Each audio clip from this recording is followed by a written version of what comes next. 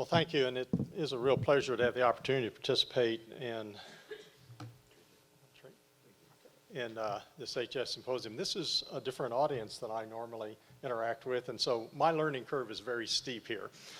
I'm really pleased that both Dr. Lowe's and Dr. Naik's presentations really, I think, set a great background for the deeper dive into the bacterial biofilms that I'm going to go into. And I have a number of conflicts, but none of what I will talk about, I think, will have any influence from financial conflicts of interest. So what is a biofilm? Well, fortunately, you've already heard some good information about this, but let me just deal with a couple of other key points. First, biofilms are this mass of bacteria that have associated through the production of an exopolymeric matrix. Excuse me, the matrix consists predominantly of unique polysaccharides, but also a very substantial amount of free bacterial DNA, and probably won't be able to see because the contrast is not high enough here, but in this panel you see large numbers of red strands, and those are free bacterial DNA. And we've already heard some of the importance of our innate immune system, our toll-like receptor system, because many of these sequences, unique sequences in the free bacterial DNA, are very stimulatory to our innate immune system. This also indicates one other important point that I want to make, and that is we can kill biofilms, kill every bacteria, and we can take the exopolymeric matrix injected under the skin of mice and produce a tremendous local inflammation due to the antigens that are still present in the exopolymeric matrix.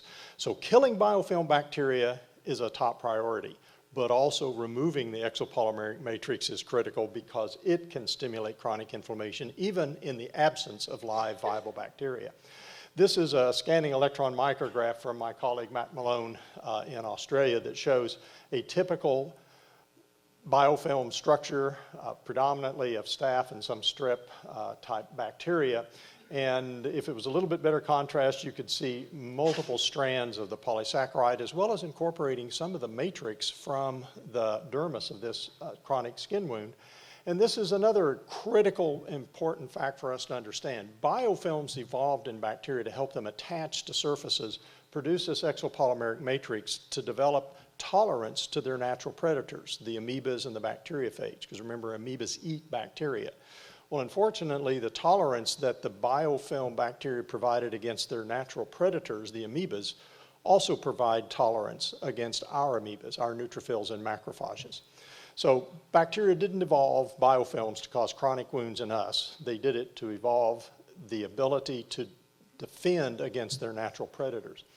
Another couple of critical things is that biofilms, particularly now I'm talking mainly about chronic skin wounds, but in other tissues also, biofilms will form on the surface of wounds, but they also are routinely found in much deeper layers of the wound. So what does this mean in terms of debridement, particularly in terms of chronic skin ulcers? Wiping the slough and snot off the surface of a chronic wound removes planktonic and a lot of biofilm. It does not debride the deeper biofilm. That's why sharp debridement is a critical first step in biofilm-based wound care. And in addition, biofilms are common. In fact, in this excellent review by DiPozo and Patel in 2007, 10 years ago, there were 18 pathologies that were clearly identified to be due to the chronic inflammation that is caused by bacteria and biofilm phenotypes. Now, interestingly, HS is not listed here, is it?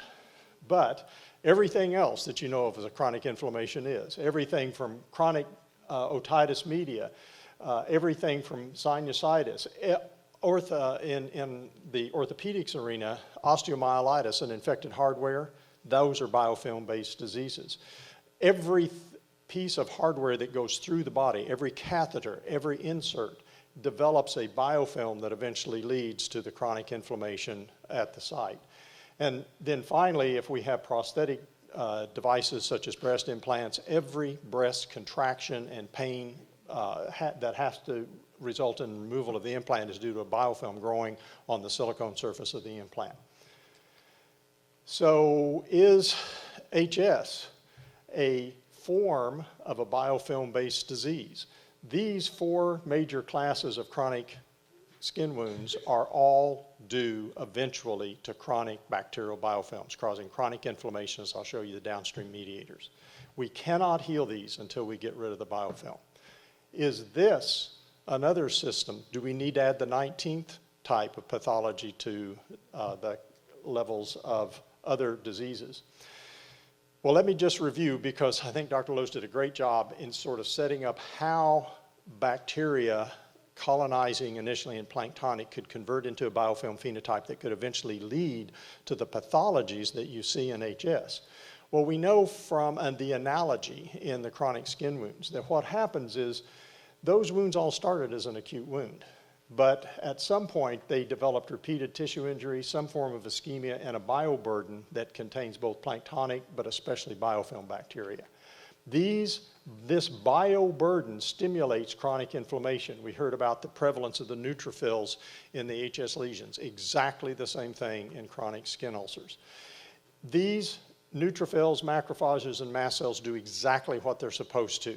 They are drawn into the area of the injury, they secrete more pro-inflammatory cytokines, and especially they secrete the proteases and the reactive oxygen species. The reactive oxygen species they use to engulf and kill the bacteria. The proteases they use to help debride out necrotic tissue and to try and dislodge and debride out biofilms. But as I'll show you in chronic skin wounds, and we don't have the data yet in HS, but this is a thing maybe in our discussion that needs to come up, we need to be able to do similar studies we've done in chronic wounds in HS patients where we measure the level of the cytokines and proteases in the lesion. Because I'll show you in chronic skin ulcers, it is a mainly localized response. But what happens is, I'll show you, when these proteins become elevated chronically at hundreds of times the concentrations that we see in healing wounds, they begin to have off-target effects. And the proteases destroy growth factors in the receptors, which impairs cell proliferation, and they degrade the new matrix that's being laid down, and so that prevents cell migration. And what happens is we have an acute wound that converts into a chronic non-healing wound. This is a self-amplifying process, because the longer the wound remains open, the more planktonic bacteria and the more diversity that gets there, and the more the biofilms convert. So how do biofilms impair healing? In chronic skin wounds and in those other 18 examples that I show you, they cause pathologies because they stimulate the chronic inflammation. The downstream mediators of that, particularly the proteases and the reactive oxygen species, damage the tissue. The body responds either by causing fibrosis or encapsulating, trying to wall off the biofilm. The examples of biofilms when they were first discovered really came from the work of Bill Costerton. In his Pivotal Science article, he tried to educate the field about the differences between planktonic and biofilm bacteria. And he emphasized that when we have planktonic bacteria, the white ovals, normally our immune cells, our phagocytic cells, and our antibodies do a great job. And that's why every time we get a skin incision, we don't get a chronic infection. But if those planktonic bacteria can attach to a surface, whether it's an orthopedic implant or it's a hair follicle, what happens is, if they get a high enough density, they will do what's called quorum sense, that converts their pattern of gene expression from a rapidly proliferating planktonic bacteria that takes almost all of its energy to proliferate, and now those bacteria express a whole different set of genes, and they take most of their energy and they use it to synthesize this exopolymeric matrix that attaches them onto surfaces and provides this tolerance. Now our neutrophils and macrophages can engulf and kill them because the biofilm's much bigger than they are, and our antibodies have difficulty penetrating, and as I'll show you, our antibiotics are very ineffective against bacteria and biofilms. But they still stimulate chronic inflammation, and it's these downstream mediators of the inflammation, the proteases and reactive oxygen species, that really do the damage that's caused by the chronic inflammatory status. So our task is to block and prevent this chronic inflammation. Well, how do we do that? We do it by preventing biofilms from forming in the first place. And if biofilms have formed, then we do biofilm-based wound care to debride and out the bacteria and prevent it from reforming. Now, it's interesting to me because we know that in chronic skin ulcers, there's very little systemic change in patterns of biomarkers. It is a local effect.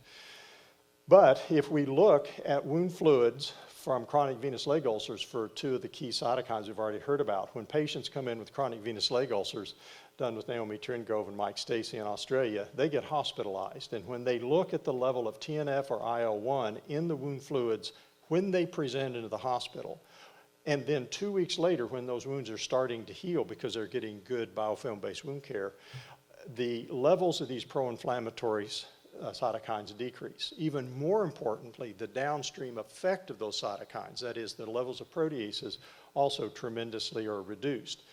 Well, how much alteration is there? If we look at the level of matrix metalloproteases, the MMPs in acute healing wounds, these are mastectomy drains that are healing, you can see it's about a microgram per mil. If we look at the levels of MMP activities in patients with the four major types of chronic skin wounds, you can see that on average they're about 50 times higher. But look at these. These are 200 times higher than the protease levels that we see in a healing wound. So the key is we've got to get these chronically inflamed wounds out of this inflammatory state so that protease levels can drop into levels that are compatible with healing. And in fact, that's exactly what we see again when we look at individual patients as they go through their healing course. Well, one of the things that's frequently asked appropriately is, well, we can find the biofilms now in about 95% of the chronic skin ulcers. Does that actually mean they impair healing? It could just be coincidental. They're there, but they're not necessarily causing the impaired healing. Well, it turns out one of the best ways to look at that is an experiment that was done by Cheryl and Tom Musto's lab at Northwestern. They took mice, made full thickness wounds in the back, and watched them heal. They did fine. When they inoculated them with wild-type Staph aureus or Staph epidermidis that make biofilms, the healing was significantly impaired due to the chronic inflammation in the proteases that were produced. All right, that'd still be coincidental. Well, if we only inhibit the quorum sensing system, so nothing else in these bacteria has changed, they just can't make that tolerant biofilm. We do that by using a quorum sensing inhibitor called RIP. Now, there's no difference in healing. The mouse's immune system is so effective at clearing these bugs when they're not in a biofilm phenotype that healing is not impaired. Well, how does that relate to patients? In a series of clinical trials done with Marty Robson, we looked at patients that were enrolled in 4 different growth factor studies in randomized controlled trial. And when we went back and looked at what were the differences between patients that had really good healing, that is basically healed their chronic wounds, had intermediate healing, or had poor healing, it was less than 65% of the wound healed, turned out that the patients that had poor healing all had high levels of proteases. And those that had intermediate protease healed okay, but not optimally, and then those that healed the best had low levels of proteases. So the key is to drive these levels of proteases down. This is just one example of a patient I'm going to show you because those were the average. Well, what about an individual patient? If we look at this patient and we measure the wound area shown in blue versus the protease levels in the wound fluid samples collected from that patient out to 90 days, on a weekly basis, you can see that what happens is this patient has a big wound, high proteases, but the wound starts healing because this got good biofilm-based wound care and the protease and inflammation levels dropped. And then, as so often happens in these chronic wound patients, they just plateaued. The wound just stopped healing. Well, what was happening about a week before that plateau, the protease levels began to shoot back up because this patient was developing a bioburden, particularly biofilm. And it wasn't until this patient got good debridement, good biofilm care, that the proteases dropped and now the wound went on to heal. So this shows you the incredibly tight temporal correlation between inflammation and the mediator proteases and its effect on healing of these chronic wounds. So why are bacteria and biofilms so hard to kill? Well, it's a combination of effects. First, that exopolymeric matrix is pretty dense and prevents diffusion of a lot of the molecules like our antibodies that would be able to diffuse in.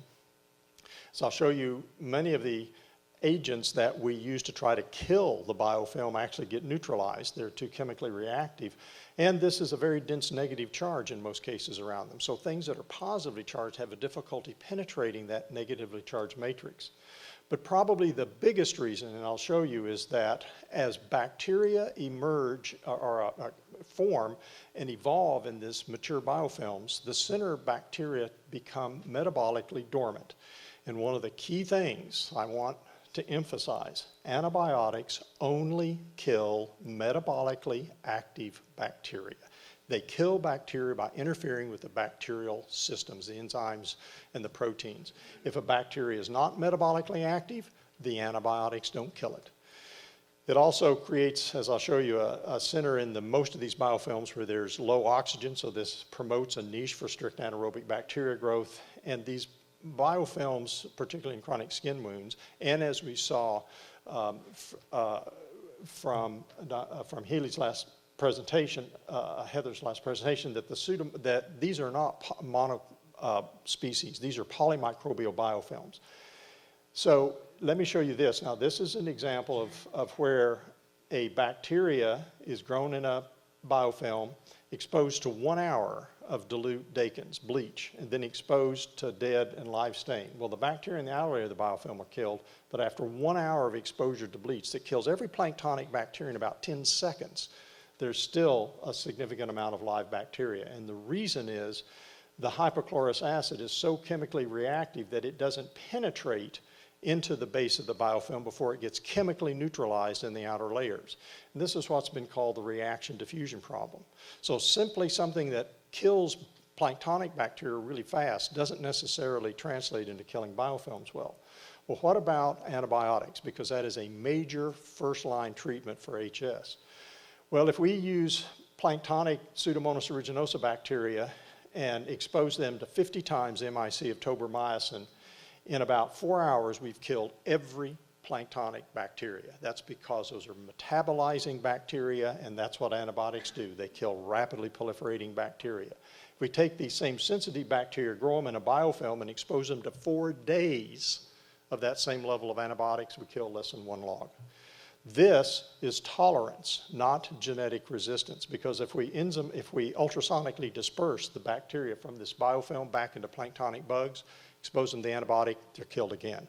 This is a transient tolerance that develops because of the physical properties of the bacteria in the biofilm.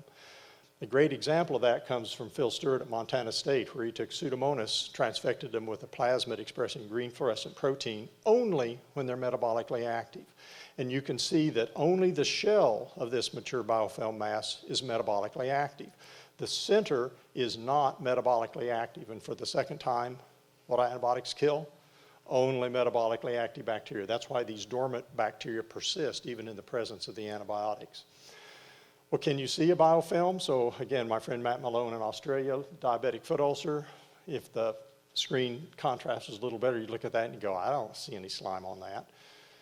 But when Matt takes a biopsy from it and does scanning EM, you can see classic structures of bacteria in biofilms. So biofilms are microscopic structures in most cases, and you can't easily visualize them in a large number of cases.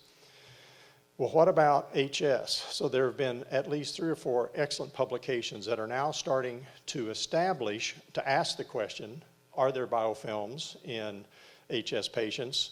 And if so, what are their properties and how frequent are they? So this excellent paper actually looked at a particular case, a specific case. You can see after surgical exposure of the HS lesions, you can see that using staining for bacteria as well as for live wound cells, you can see the fibroblasts nuclei are present, but these structures are the clusters of the bacterial biofilm that are present.